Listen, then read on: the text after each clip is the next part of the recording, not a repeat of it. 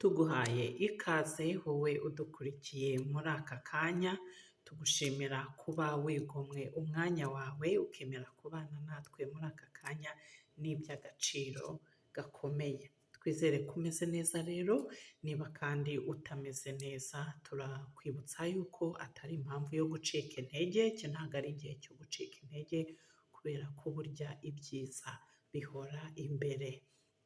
Tatanira kugera imbere, ukomeze urwane uhangane kugeza bigenze neza.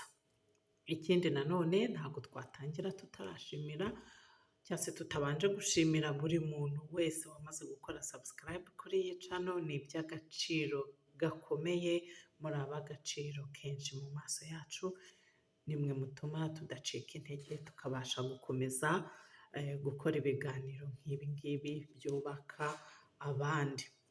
Ikindi tumaze kubona ni uko 85% bareba ibiganiro byacu ariko ntabwo barakora subscribe. Niba uri umwe muri aba 85%, turagushishikariza gukanda ku magambo atukura uri kubona munsi y'iyi videwo yanditse subscribe, yakandaho rimwe gusa, nta kiguzi bisaba, ni ubuntu.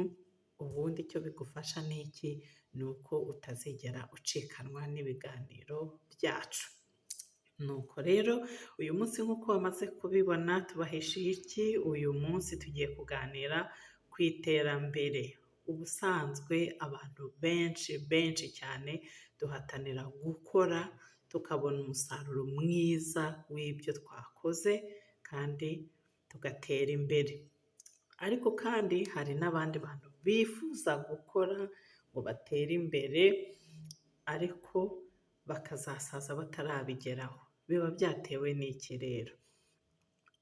Nibyo tugiye kuvugaho uyu munsi. Tugiye kuvuga ku bintu bishobora gutuma utagira icyo ugeraho ngo utere imbere, hanyuma numara kubisobanukirwa urwane n'uko wabyirinda. Ikintu cya mbere ni ikintu twavuga cyangwa se nk'umuco twakwita nzaba mbikora, cyangwa se guhora usubika ibikorwa cyangwa imishinga.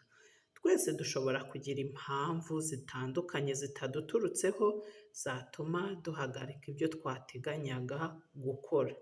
Ariko kandi hari abandi bantu bo babigize akamenyero,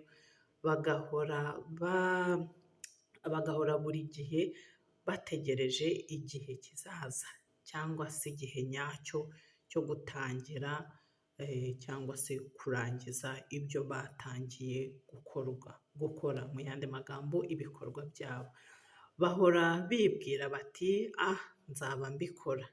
Iyo nzaba mbikora noneho ikageraho igahinduka akamenyero. Umuco nk'uyu rero wa nzaba mbikora ntabwo ari mwiza. Kubera iki? Ni umuco ushobora gutuma umuntu adatera imbere ngo agire icyo ageraho. Wakwibaza uti se birashoboka ko umuntu yawucikaho? Cyane rwose. Intambwe ya mbere kugira ngo uwucikeho ni ukubanza ugafata umwanya ukigenzura, wasanga ufite uyu muco ukemera ko uwufite. Icyo kintu cya mbere gikomeye, kwemera ko uwufite. Mu yandi magambo, isuzume utibereye.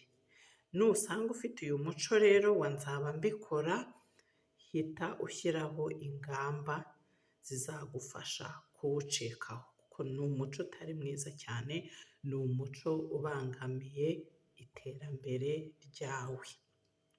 Ikindi kintu cya kabiri gishobora gutuma udatera imbere ni ukugira ubwoba bw'impinduka. Abantu barangwa n'ubwoba bw'impinduka ntibajya batera imbere na gato. Bumva bakwizirika ku byo basanzwe bamenyereye, nubwo baba babona ko nta musaruro ugaragara bitanga. Reka dufate urugero ko wenda ukora akazi ko gucuruza mu iduka. Noneho umukoresha wawe akugejejeho igitekerezo ati burya ndifuza ko wajya unarangura n'ibicuruzwa byacu ducuruza. Urumva habaye iki? Habaye impinduka. Niba uri umwe muri ba bandi twavuze haruguru rero batinya ihinduka cyangwa se impinduka, urahita utangira gutekereza iki? Impamvu zizatuma utazashobora kurangura, ahubwo wumve wakwigumira mu iduka ugacuruza gusa, kurangura si ibyawe. Noneho ushobora gutangira uvuga uti noneho ngiye nindamuka ngiye kurangura bizagenda gute? Bite se ningira ingorane bakanyiba? Cyangwa se nkarangura ibicuruzwa bitari byiza? Cyangwa se impamvu z'urwitwazo zigaragaza yuko utazabishobora. Aho rero ukibagirwa ko iyi mpinduka ibaye twabyita ngo iki? Yari nka opportunity izagufasha gutera imbere. Opportunity izagufasha kwiga ibindi bintu bishyashya. Gucuruza wamaze kubimenya byo, usanzwe ubizi, ushobora no kuba uri n'umuhanga pe. Noneho ubonye n'ubundi buryo ugiye kwigamo uko barangura bya bicuruzwa wari usanzwe ucuruza. Ni izihe mbogamizi zibamo? Ese bahangana n'izo mbogamizi gute? N'ibindi. Nuko ni opportunity igiye gutuma ukuramo, ukimuka, ugatera intambwe, ukava aho wari uri, ugafata intambwe ya kabiri. Twafashe urugero rero rwo gucuruza, ariko ushobora no gutekereza izindi ngero zitandukanye mu bindi bintu bitandukanye. Ntabwo burya ari byiza guhora ukora ikintu kimwe. Niba hari opportunity igaragaye ituma wimuka ukava hahandi wari uri, hita uyifata, hita uyicakira, kuko burya nibwo buryo bwiza bwo gutera imbere. Umuntu wifuza gutera imbere rero ntabwo aterwa ubwoba n'impinduka, ahubwo abona iyo mpinduka nk'iyindi nzira ifungutse ashobora kunyuramo akabasha kugera ku iterambere yifuza. Ikindi kintu cya gatatu rero gishobora gutuma udatera imbere ni ikintu bita negativity. Sinzi ndakivuga ngo iki mu kinyarwanda, mumbabarire. Guhora, nangiye kugerageza nsobanure negativity, ni uguhora utekereza ko ntacyo wakora ngo ugikore neza, cyangwa se ko uko wakora kose, imbaraga wakoresha zose ntacyo ushobora kugeraho. Ni ibyo ngibyo turi kwita negativity hano, gutekereza negativity. Abantu badatera imbere rero usanga barangwa n'iyi mitekerereze. Reka nanone dufate urundi rugero rw'umuntu wenda ushaka akazi. Abajije mugenzi we ati ntaho wandangira akazi. Mugenzi we ati birashoboka rwose, hari kampani nzi igiye gufungura vuba aha ngaha, irashaka abantu babafasha mu gukora amasuku se, gusiga amarangi se, n'ibindi.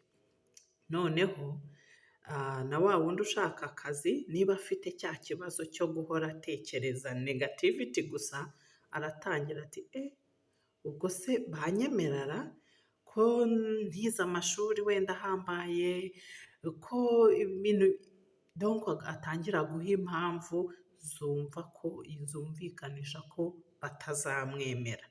Urumva ko rero gutera imbere k'uyu muntu utekereza gutya bisa nkaho bidashoboka.